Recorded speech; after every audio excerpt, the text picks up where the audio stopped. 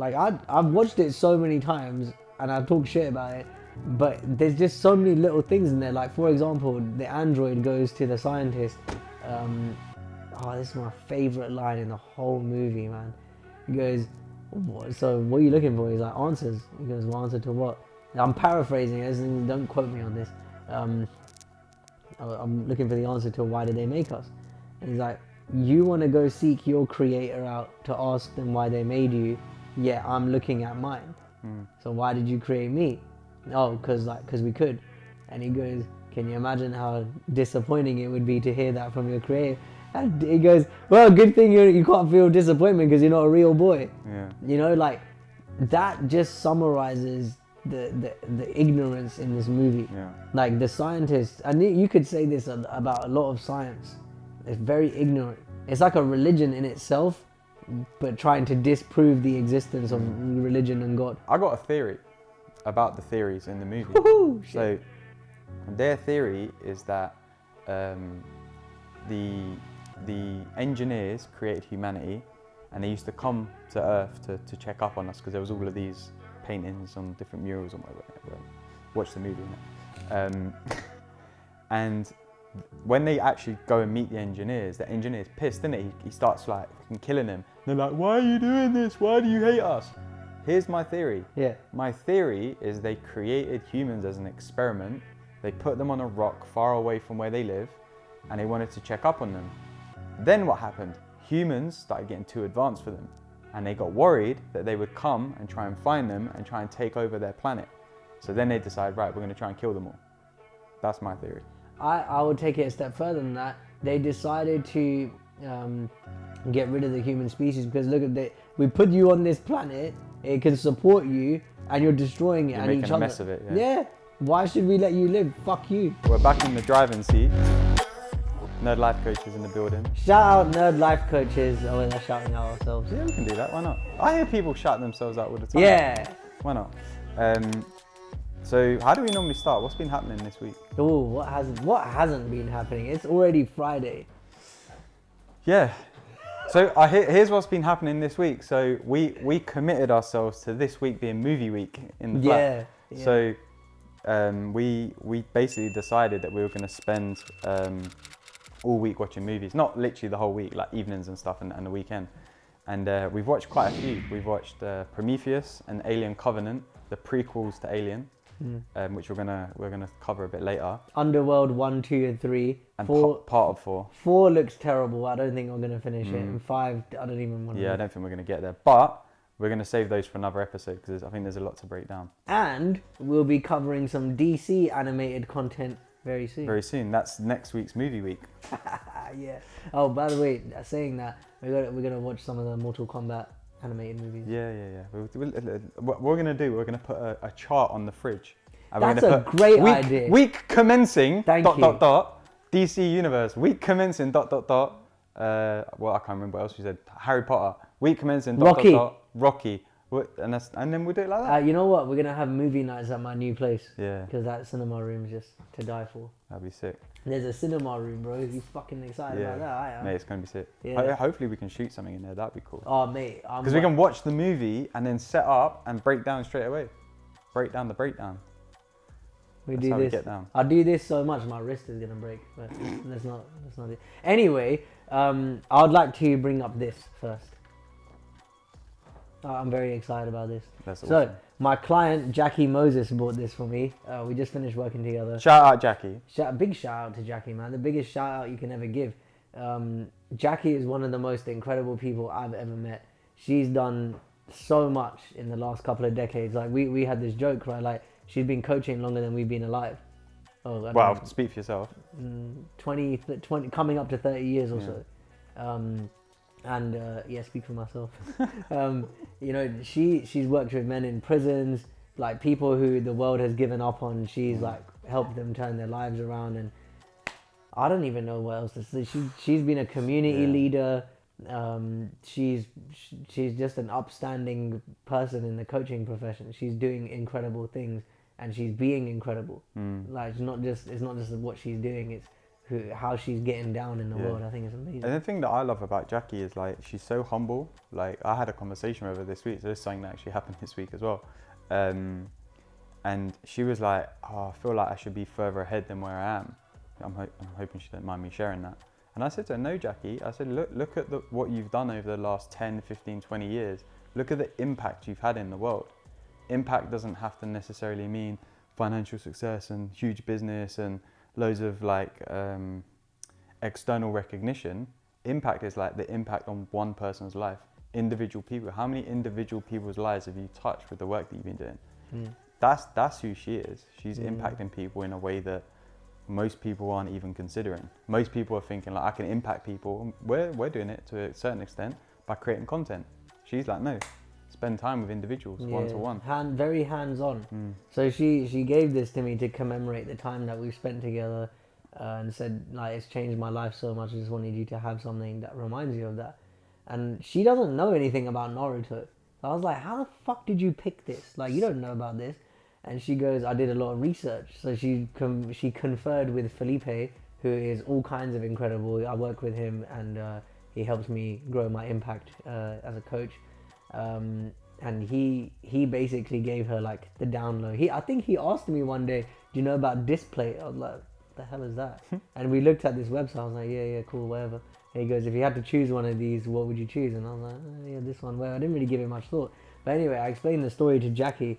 Who Itachi is for me, just to summarize it, is he's living in service to something bigger than himself. And that infinitely comes back to, you know, like what I'm seeing in living in service to the larger goal of raising the consciousness of the planet. Who I'm becoming in the process of that is what makes the journey worth it. And yeah, there's a lifestyle that comes with it. Yeah, I make a great impact every day. I look forward to waking up in the mornings. But Itachi didn't have any of that. Itachi from Naruto was vilified. And he never spoke about the great things that he was doing or why he was doing it. He just cracked on. Yeah. And it's something that I want to embody in my own journey. Like, I don't need to talk about it that much. You know, he knew deep down what he was doing was good for the world. So he just kept it moving. And I think I can learn a lot from that. Yeah, because do you know what? And I think what I love about it is like when you get into the story of Naruto, it's like, is he a bad guy? Then it's like, is he a good guy? Then is he a bad guy again? Is he a good? It's sort of like you don't know, because to him it's just like, it's not about whether I'm a good guy or a bad guy. It's about the bigger picture. Like you said, the thing that I'm in service to, which is greater than me, is greater than us. And I think there's a lot to say for that. Like you said, in the way that he goes about it in such a silenced way. You know, he's not shouting about it. He's not like, hey, like I did this thing to do this. He's just like, I'm just going about it. I don't need to shout it. And actually, when we listen to what we're saying and listen to what we just said about Jackie, that is Jackie. Now that I'm thinking about it. It is. Yeah, you're not wrong. Which is pretty nail on the head, considering she didn't have a clue.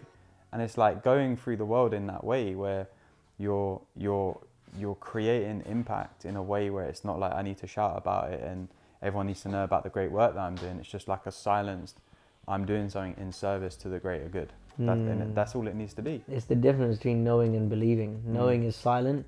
Believing is like laced with doubt, so it's very loud. Like, oh, I believe. And Naruto in the beginning, believe it. Yeah, believe it.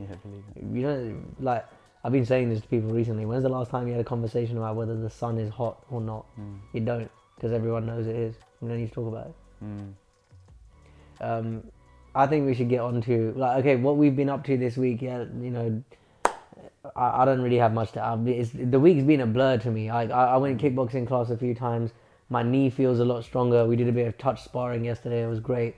I feel way more confident about my choice to step into the ring. Yeah. So that's nice. Yeah. And for me, man, it's just, again, I've just been like focusing on like getting back into routine. Like, I've been back to the gym 3 times this week, which has been the first time in ages because I had this back issue which has stopped me. Been doing my stretching, my mobility. Bought a little massage gun. That's been a highlight of the week. But that's it, man. It's what I'm really enjoying is like having the slowed pace to start the year. It doesn't need to be a rush. It doesn't need to be a big surge of like, let's go and get it. Just chill in it. That's what it has been for me for years. Like, since, I don't know, since 2016. Like, and back then I didn't have any concept of time, so it was just every day push as hard as you can. And then 2018, 19, it was like, okay, New Year's coming around, I'm gonna push. And then like 2020 time kind of stopped because of the pandemic and whatnot, or like 2021, and last year as well. Like, it felt like, gotta raise myself up, or like sometimes without even realizing I'm doing it. And this year I made a conscious effort, like, yeah, I don't care, I'm just gonna sort out my sleep first. Yeah. But what's like for you? What's been different, like this year? Like, not like the logistics, like not the things that you're doing, but like what's been the base of that shift?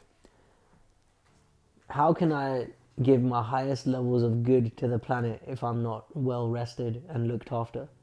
You know, like, it's like when people have kids, if they're not financially ready to have them. It's like if you get a dog and your apartment or your house is not dog ready, you know, like, I wouldn't want to do that.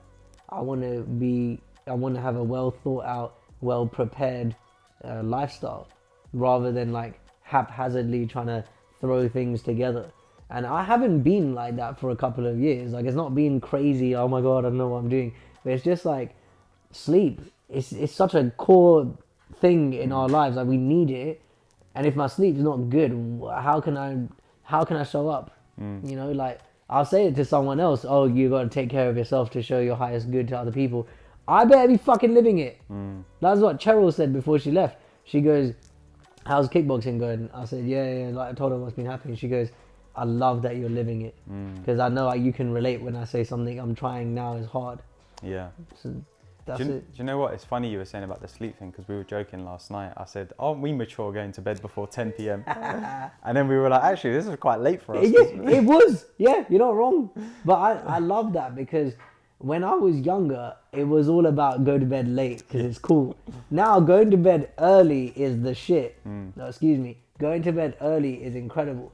Waking up early to hit the gym. Like, I feel great today. I feel amazing. I sat in the jacuzzi for a little bit after my workout, sweating so much it looked like I was crying. Great. You see, this is why I'm always gassed to go gym in the morning. Like, you go at various times throughout the day, and I'm always gassed. I'm like, I want to go first thing, because it's like, you just look at the intention you're setting out for the day. I'm going to do something that's good for me. Fuck everything else. I'm going to do something that I know that's good for me. That what a way to start the day. Yeah, you got the first like 3-4 hours of the day to yourself. Yeah, sick. Something else that happened this week. Who completed Fallen Order? Oh, yeah. Let's talk about it, because, like, when you started playing the game, I didn't want to interrupt you. I didn't want to ruin how you were playing it or whatever. But as you got more and more through it, I was just like, there's so much in here about the way we play video games is the way we're playing in our lives.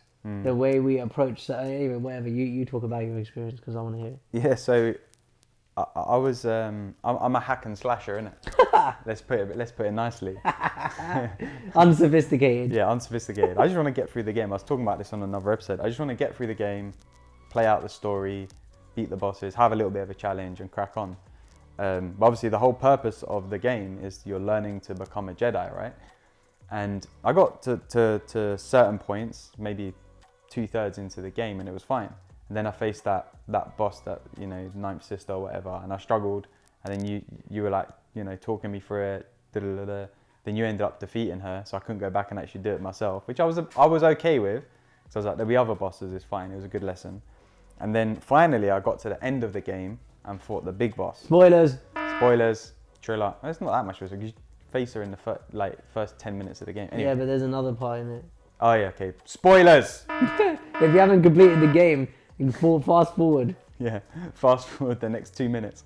And anyway, so you fight Triller at the end, and she's all like, she moves a lot, she's all over the place, she's got like 5-6 different fight patterns, and when she hits you, she does a lot of damage. So I was going into the fight like, okay, I'm just going to try not to get hit. I'm going to be defensive, and then when my openings are there, I'm going to hack and slash, try and hit her as much as I can, and then try and get far away from her as possible, and then slowly get back in there, find my opportunity, hack and slash, and I was just getting battered. Like, you basically get like, essentially you get like 4 lives because you got the stim. So you get a stim like gives you an extra life boost. So you get 3 stims and your life. So her health bar is quite large. So I was maybe getting 1/10 of her health bar down, and then she was killing me. Like, all of my life was gone, and I was getting pissed, innit? And then you were like, just slow it down. Like, let's like talk about how you're approaching the game. Like, so I played one, you watched it, we broke down how I was playing it, and it was like, I'm being very defensive. I'm not really like being the leader. I'm being reactive to what she's doing. I'm trying to preempt what she's doing rather than responding to the movement she's making. And then I'm getting flustered when the second she takes a bit of life off of me, I get flustered and I lose my composure, and then it normally goes downhill quite quickly. I was like, okay, cool. So we did that 2 or 3 times. And then you fought her and you showed me how you faced her up in battle. And it was very different. You were in her grill, you were taking control or like leading the fight. I'll say it like this. When I was fighting her the first time, I was talking a lot of shit to her. Yeah. I was like, yo, I'm up in your kitchen, but I'm eating your chicken. What's up now? I'm in your fridge. Yeah. You were like being on the front foot, right? And I was being a lot more in the back foot. And then we were talking about, okay, like we paused it because there's a real life lesson in that. Where else in your life are you being a bit more on the back foot rather than like being more proactive and on the front foot? Where are you trying to control a situation in a way rather than adjusting to how the situation is playing out? And we spoke about different areas: business, relationships, health, like just all aspects of life. And I was like, oh wow, yeah, I am really doing that a lot in my life. And then you're like, okay, now let's try and play this fight against Triller and just be more proactive. See what the difference is. Try and play the game differently to how you're playing it. At first I was struggling, so I was like, there's too many buttons I need to think about. I need to think about this and that, and I need to. And then as I started to get into the swing of it, all of a sudden I was going from getting like 1/10 of her health bar down to like half of her life down. And that was just becoming a standard. I was getting half of her life, and then I'd die. And then I started to see like, okay, when you get to the halfway point, she changes up her fight sequence a little bit. So you have to then adjust again to the way that she's now she's then being more aggressive.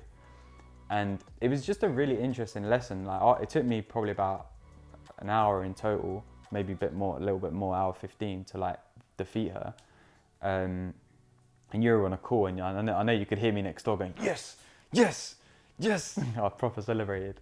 And it's a really interesting lesson in that, on like, how are we reacting to life, or are we responding to the circumstances and adjusting ourselves accordingly? Because I was being massively reactive, and it's been happening in my business as well, being reactive to certain situations, certain conversations happening in my relationship. I'm being reactive rather than, okay, this is the situation, this is what is, as you know, Byron Katie might say. How do you want to adjust, and how do you want to approach it? And it's a more slowed down,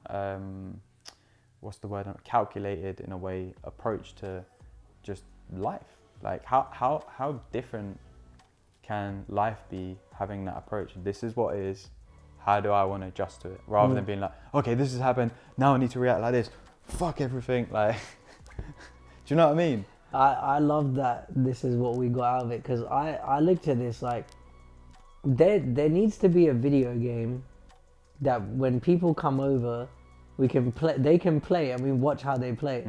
And then we can see, this is how you're playing in life. The video game of living and the video game of Star Wars Fallen Order, there's a lot of translatable things there, man. Like, when I fight these bosses, I put it on a harder difficulty from the beginning.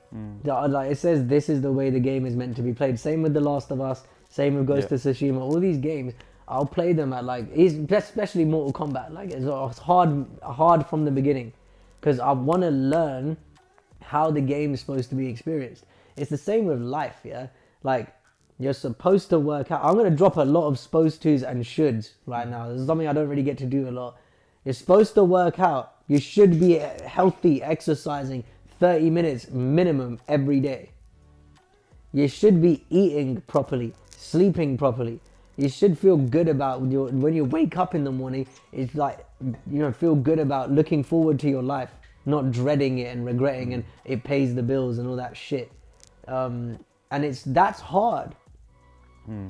The opposite of that's easy. Don't work out. Don't sleep properly. Eat whatever the fuck you want, and settle for some bullshit that you just is plopped in front of you. Yeah. There's easy and hard mode, right? This is how the game's supposed to be played. Living. This is how you can play the game if you want. With this, it's not very challenging, and you get bored. With this, it's challenging as fuck, but the results are incredible. Well, this is an interesting thing, right? Because I always like to say, how can you make what seems to be hard on paper, how can you create it as being easy? So, for example, let's take going to the gym, right? I've purposely joined a gym that is further away than there's like 3 or 4 other gyms that are closer, but I've purposely joined one that's further away so that my walk there is a bit longer. I want to make sure that I'm getting my steps in every day, and I want to be doing my workout, 3 times a week minimum. So to join a gym that's a 20-minute walk away instead of 5-minute walk away means I'm getting 5,000 steps in there and back, roughly. And plus the time walking around the gym is probably 6,000 steps in total. So I've created that as an easy option in my life. It looks difficult on paper. Oh, why are you going to walk 20 minutes to the gym when you can go down the road for 5 minutes? It looks difficult on paper. It looks like a harder choice. But to me, it's the easy choice because it's buying into the commitments that I want to live into. Is me living into the commitment of getting in my steps and doing exercise and stuff like that. So it becomes an easier choice because it's the place that I'm coming from, they're the commitments I'm living into. So all of a sudden it's like, well, yeah, why wouldn't I mind a 20-minute walk along the canal to go to the gym to get my steps in? Makes sense. And the way that we play the game makes it easy or hard. Like the way you were fighting Triller, it was fucking difficult on the back foot. Oh my god. The way I'm fighting her is walking the park, waiting for you to hit me. And do you know what? I was telling one of my clients about this, shout out Amy, and she said, it's funny because as I was telling her the story, she was like, it really looks like that every time you lost to her, it was a failure. But she was like, actually it was a success because every time you fought her, you were learning something. So that even though it looked like failure, there was success in the attempt because you're learning something. And I think even that's a massive lesson, like just doing stuff, trying things, attempting things, whether it goes right or wrong or how you expected or how you didn't expect, it's still successful because you're learning something from it. And like, the only way that I could have failed in that fight with Triller is to... Shout out Triller from Birmingham, yeah, Triller! the only way that I could have failed in fighting her is if I gave up and quit and just didn't finish the fight and just like that, I'll play another game instead. Yeah. That's the only way I could have failed. Everything else was a success because I kept trying and attempting and learning and trying and attempting and learning. I think the Fallen Order is great, but also Ghost of Tsushima, which we're going to start playing. We're coming on to that one, don't worry. I'm going to start, at the same time you start playing it, I'm going to start playing it. There's so much in, like, because Fallen Order, you have to learn how to parry, right? And in our generation, like hack and slash, there's no parrying. Like, generally speaking, you didn't have to do that. Now it's becoming more common in video games for like, casual game. I would call myself a casual gamer. I'm not hardcore. I'm not super niche. Like, I like the AAA blockbusters and all that. Elden Ring, you heard about it, innit? Mm-hmm. It's like what we've experienced in Fallen Order times a million. Really? Yeah, like, it's not something I'm looking forward to playing. I might play it one day, I don't know. Apparently it's a great game though. If it's free on here, I'll play it. Yeah. We made The Last of Us. I'll Ghost of Tsushima and The Last of Us. Because, man, that game was a great game. Let's move on to the movies. Mate, alright. So let's start off with this. I've watched Prometheus like probably 15 times now. I don't know. It's not even that great a movie. It's not. It's not really. No. It is long. It's kind of stupid in parts, so the storytelling's stupid. But I just cannot get enough of this story. And what I think about the story, it's not even about what they show us. It's like, you watched a bit of the trivia, right? Yeah, I read some of it, yeah. Alright, so... And the breakdowns, yeah. For anyone who doesn't know what this movie's about, right in the... Spoilers, yeah, massive spoilers. Spoilers! Watch this film before you watch this. Like, pause us, watch the film, then come back to it. It's on Disney Plus right now, right? Yeah, I think, yeah. Yeah. So, this movie, in the first scene, you see this alien drinks, and not the like black alien with the big head and the second mouth. You see this like tall, weird looking muscular alien dude. He drinks this shot of something and he dies, and like he falls into the water, and it shows his DNA like broke down, and it's supposed to be like what I believe is like how humanity started. He drank that, decomposed, and now he's given birth to the human race. So they engineered us, and they showed that from the beginning. Then these scientists find the coordinates for the planet that they think that these engineers came from, and then they go there. And all right, the first problem I have with this story, the what's her name, Charlize Theron's character goes, it cost us $1 trillion to get here. And I sat there, I was like, you fucking idiots. Well, you got $1 trillion to waste on this stupid bullshit. You could have fixed a lot of other stuff that's going on. Yeah. And to counteract that point, counteroffer alert. In the second movie, Alien Covenant, they talk about like, why are the humans out here scouting these planets? Their civilization is dying. Yeah. This isn't a colonization mission. It's a failed attempt at like rescuing the species. Survival mission. So I get it, $1 trillion to ensure the survival of the human race, small price to pay. And it's fucking stupid. Yeah, but the thing is that I find about it, right? We were talking about this the other day. Like the whole point of the mission is they want to go and find out, why did these engineers create us? Like, why did you create us?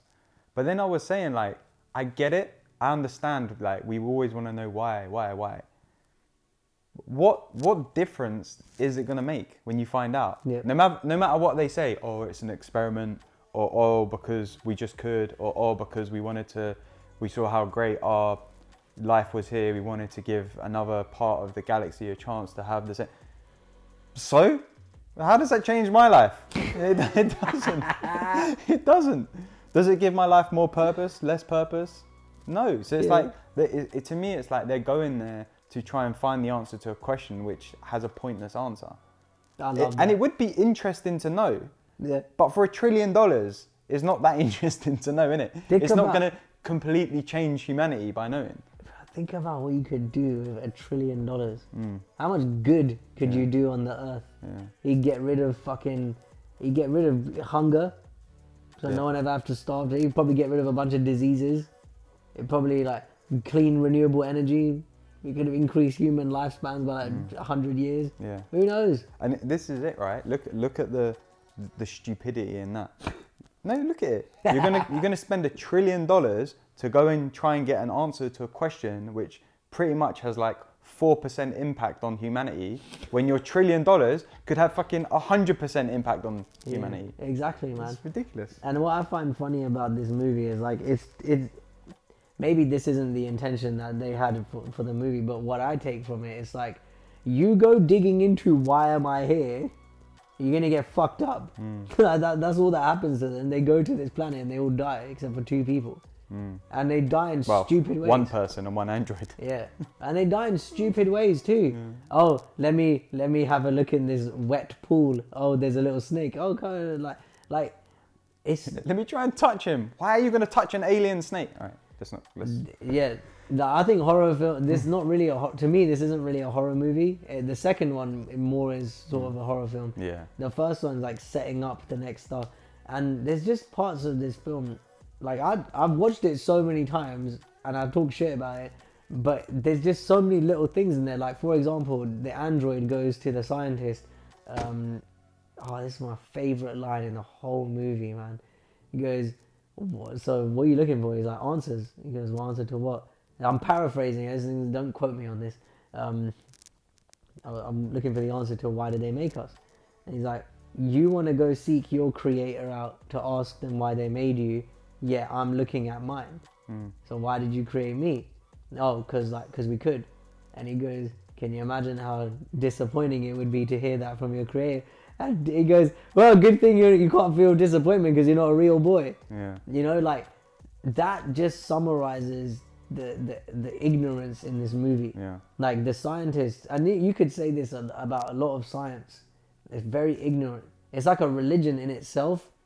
but trying to disprove the existence of religion and God. But there's another, I can't remember if it's in Prometheus or Alien Covenant, but there's a line where one of them says, oh yeah, but our theory says that this, that and the other.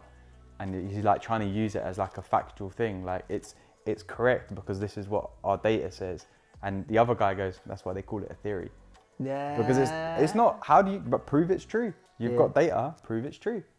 Prove, I don't know, prove to me that we're here on this earth for X purpose. You can't, it's a theory. And all science, all medical science, psychological science, biological science, physiological science, it's all theories. There's no evidence. There's evidence, but there's no proof. So you can't, no scientist or anyone in that field, we're going to put them all in one pool at the minute as scientists, can tell you that this thing is 100% correct. Yeah. And also, this is why my beef with evolution. People think I'm stupid because I don't believe in it. I'm just like, well, you can think I'm stupid if you want, I don't mind, but like, why should I believe in it just because it's widely accepted as true? I don't give a fuck. Like, I think religion was widely accepted as true when back in the day. Why not anymore? Because you lot think science disproves or whatever. I don't care, bro. You can't actually prove it. Like, oh, there's a missing link and you go jump from this species. Like, I'm not sold on the idea that we evolved from chimps. However, I'm open to it. Some chimps took mushrooms, something happened. I've taken mushrooms, stuff's happened. Like, I'm open to it. I just don't think you can concretely say this is true. Look at these lot in the movie. They're trying to get to this point. Oh, it's true, it's true, it's true. Is that doing any good? No. And it tells us a lot. It tells us a big story about how do we use our resources. You know, like people have got time and money at their disposal. Look at Mr. Wayland, whatever his name is. Yeah, the old guy. The old man.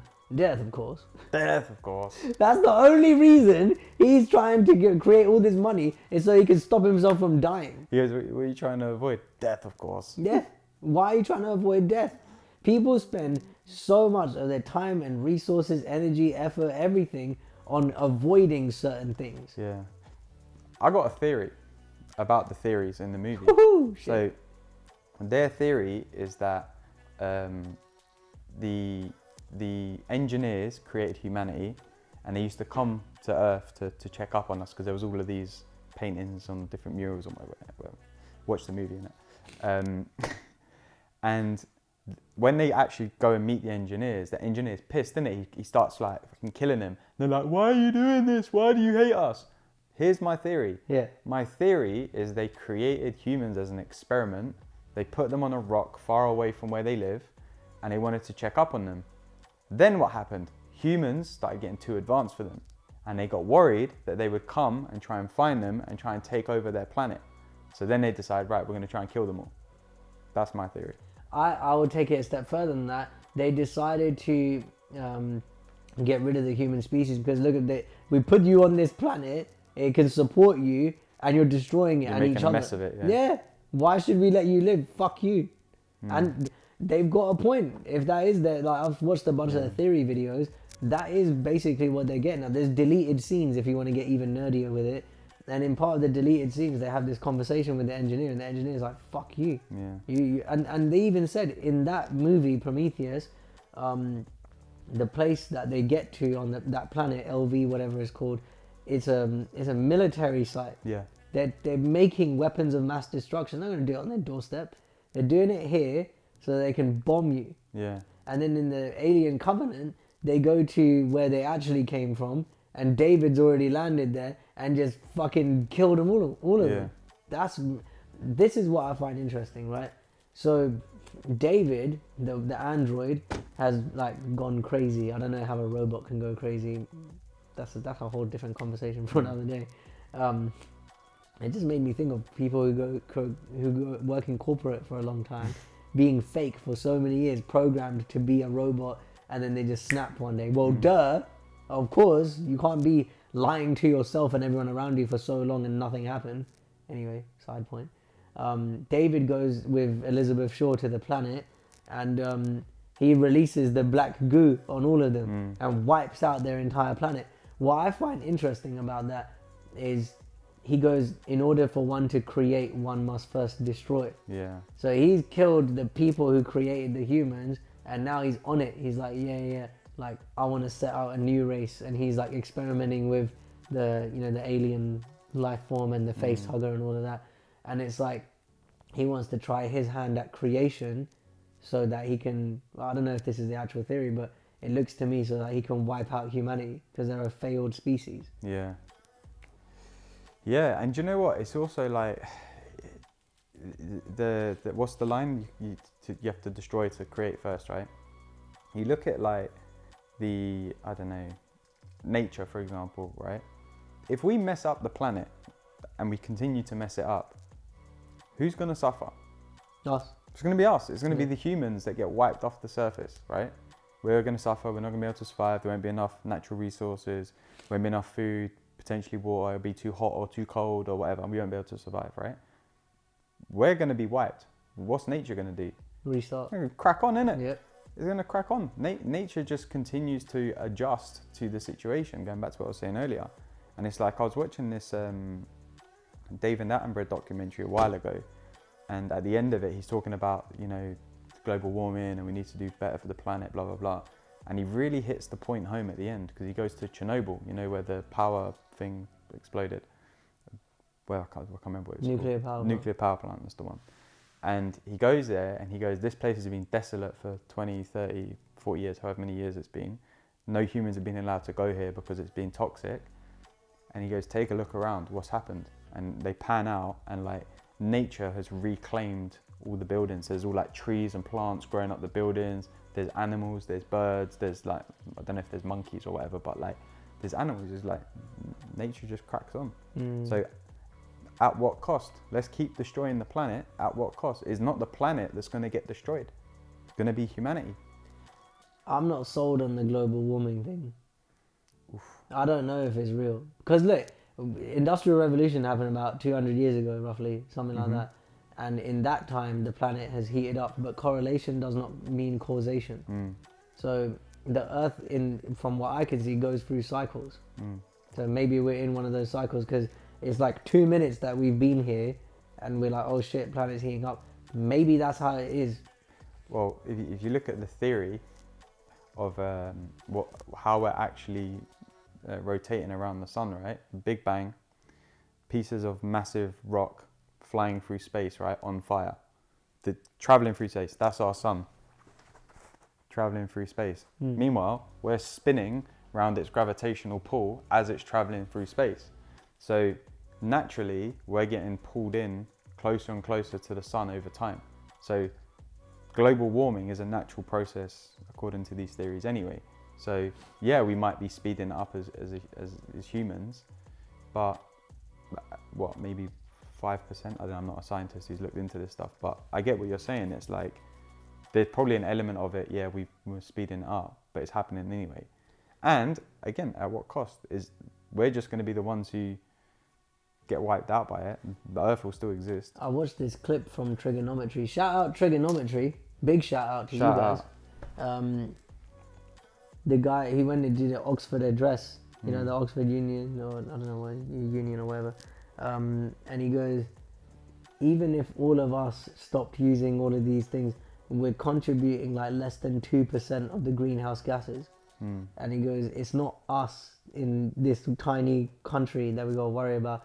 And it's not like, he's not blaming them, but he's saying like, there's people in other parts of the planet, like India, South America, China, like they've got real poverty. They don't give a shit about fucking greenhouse gas emissions when they're dealing with poverty. So they're gonna do whatever it, like, he gave this example of this prime minister of China. When he was young, he couldn't afford electricity or like toilet or something.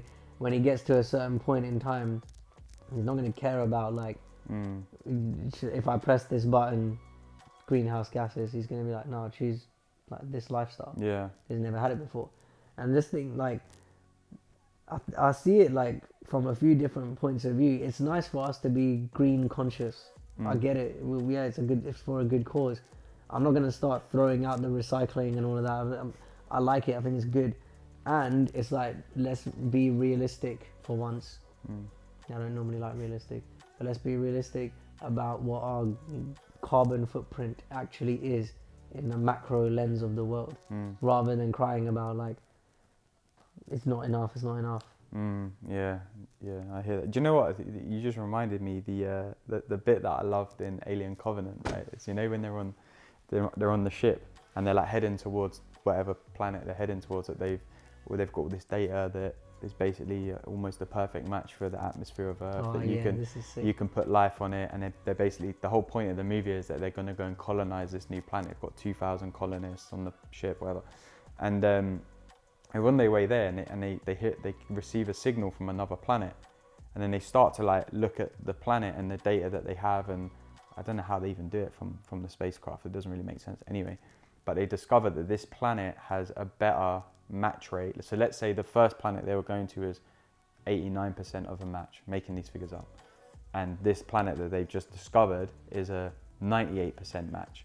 And they've got to make a decision. Do we go with the planet that we've got this years of research and data, and we know it's going to be a good fit, and they've done tests or whatever, or do we go to this new planet which looks like a really good fit?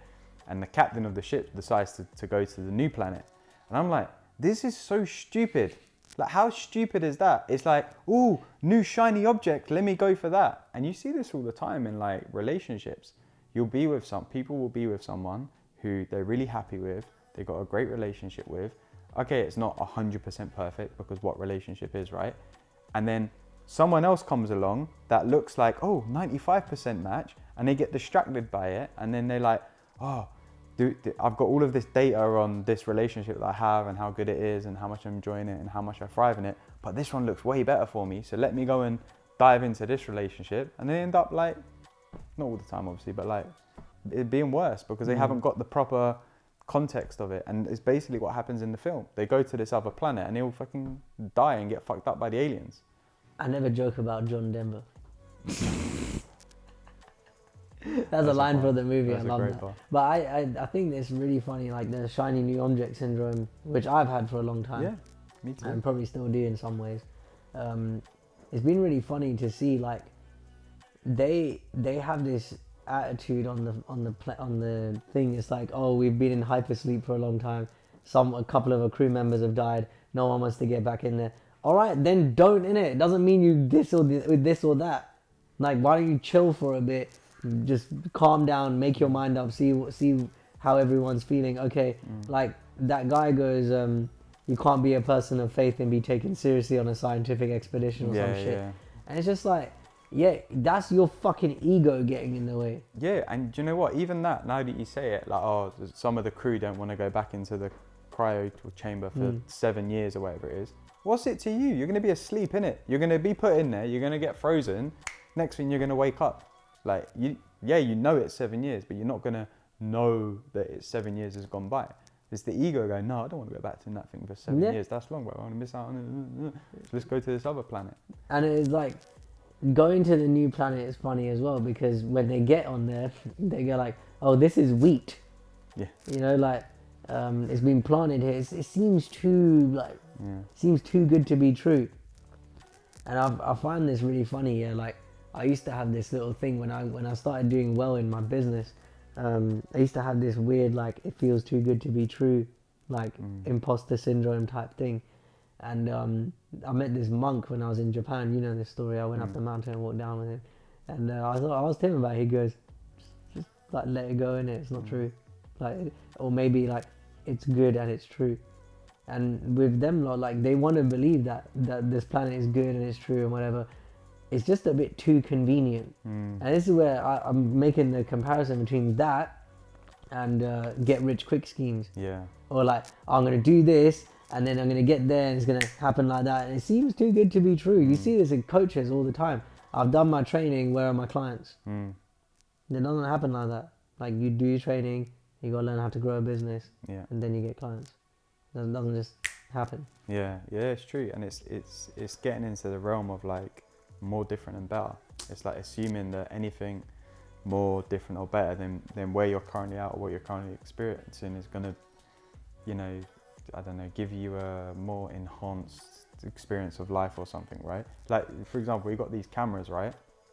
We could upgrade these cameras if we've had some troubles with them, like overheating, blah, blah, blah. We could upgrade them, innit? It's not a problem, but is it really going to make this that much better? No. To a certain extent, it might make for certain things more convenient. Is it going to make it better? Not really, because the content is the content. Yeah. We're not going to change what we're talking about. The equipment might change. So let's work with what we've got, and when the time's right and when we want to and when it feels more convenient, then we'll upgrade. But most people are like, no, I can make the change now. It's going to be better. I don't know why I always use this as my example. Do you know what I mean? And it's like we dive straight into, okay, what's the next thing? Okay, we've got our equipment. Okay, now let's get wireless microphones. Now let's get, a better lens for the camera. Now, chill for a bit, innit? Yeah. Like, work with Use what you've got, exactly. Use what you've got, get experience with it, and then move on. Same with relationships, same with business. Get experience in the relationship. The only way you're going to know if a relationship is good for you and if it's going to work, if you get experience. That's why people go on dates, right? You don't just meet someone and go, hey, come and move in with me. No, you want to get experience with that person. Unless you're me. Yeah. I asked Mariana to move in with me after 3 weeks of knowing her. Yeah, but you still got, you didn't meet her for the first time. No, like, we hung out. You would have hung out quite a lot, right? Yeah. So you're getting experience of her as a person. Come and move in with me, right? Same with me and Shen. We've been together 2.5 years. She's going to move in. We've got loads of experience.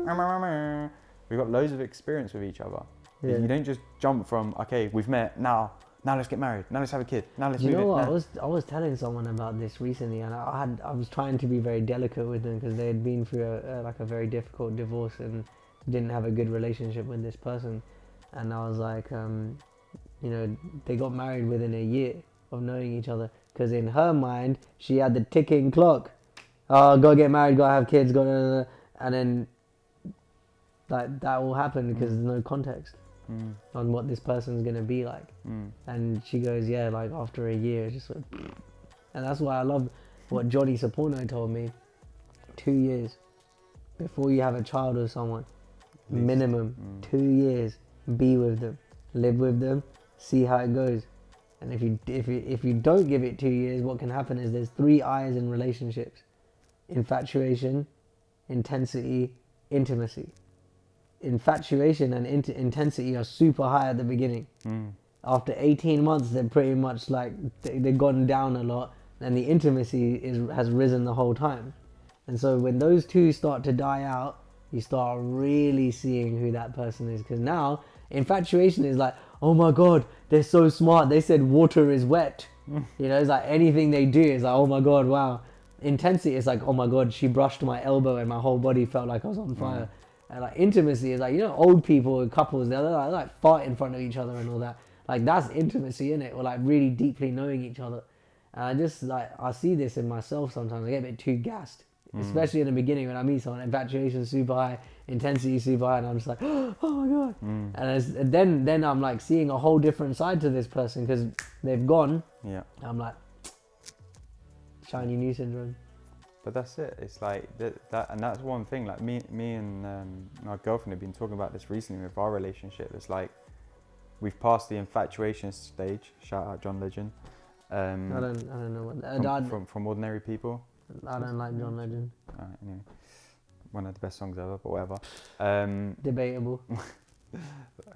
What was I saying?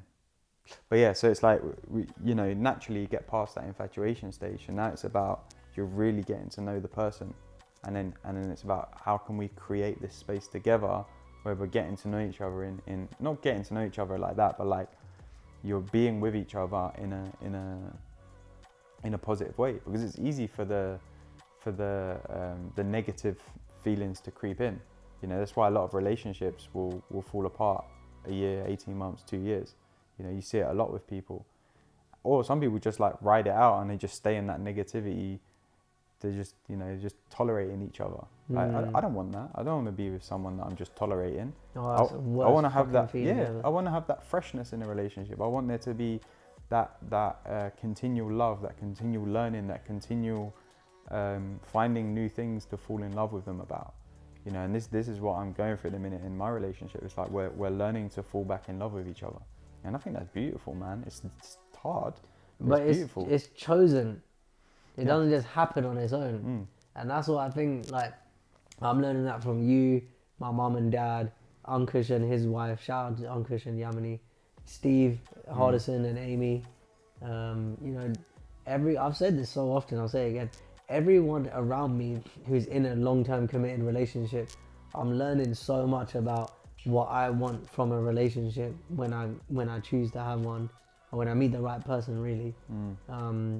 Because it's not just on the plate for you. You have to choose it. You have to create it. Yeah. Um, And it has to be a real partnership as well. So, like, I've been reading the Relationship Handbook by George Pransky. Some really great stuff in there, man.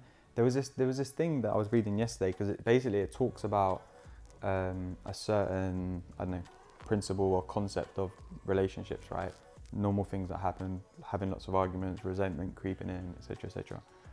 And then at the end of the chapter, it normally paraphrases a conversation that him as the therapist has had with clients. So obviously these conversations might have happened over weeks, but he's like compressed them into like a few pages.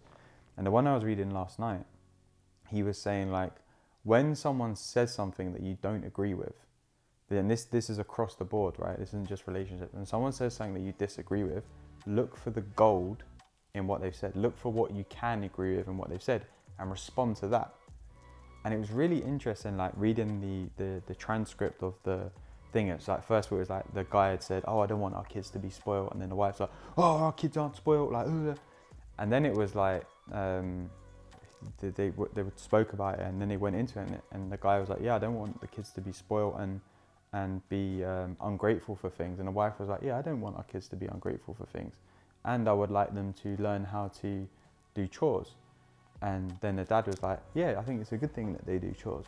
And you could see how the conversation was entirely differently, because they weren't just speaking to the negativity, they were speaking to the